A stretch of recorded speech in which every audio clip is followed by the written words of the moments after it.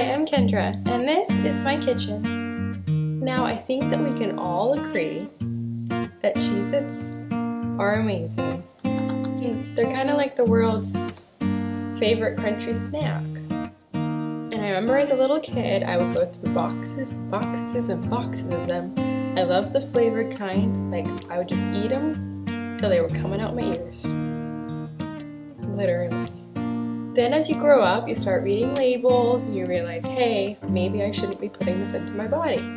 It's heartbreaking when it's your favorite childhood snack, but lucky for you, I have come up with a Cheez-It recipe that's not so bad for you. I mean, I didn't feel bad when I was eating the entire pan. They're just as crunchy and just as cheesy as the original. So it's a win-win for everyone. Using a very fine grater, I began to grate my raw, sharp cheddar cheese, which was a little hard to find in the bright color, so if you can't find it, the lighter color is just fine. I grated about 8 ounces and set it aside.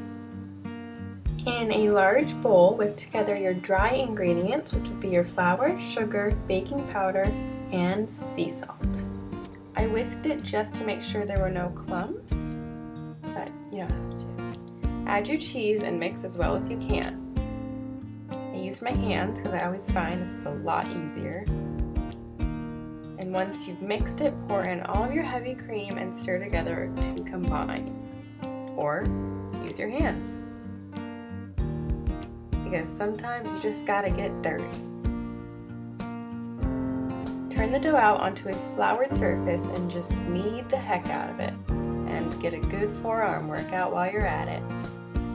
Once your dough is nice and smooth, you can cut it in half and save half for later.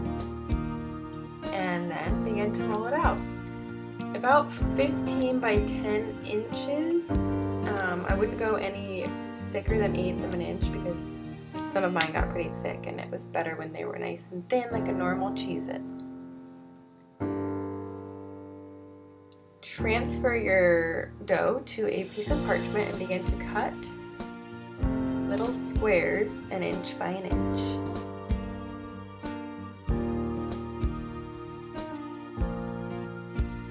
Brush the whole thing with egg wash and sprinkle with sea salt. I also did the signature hole in the middle of the Cheez-It, but this step is absolutely not necessary. Bake at 375 for about 24 minutes, and there you have it. These things were so crunchy and cheesy and delicious, it was just like a real Cheez-It. I was honestly amazed, and if I still had some, I would absolutely crunch one into the microphone for you just so you could hear it, but unfortunately they didn't last long in my house.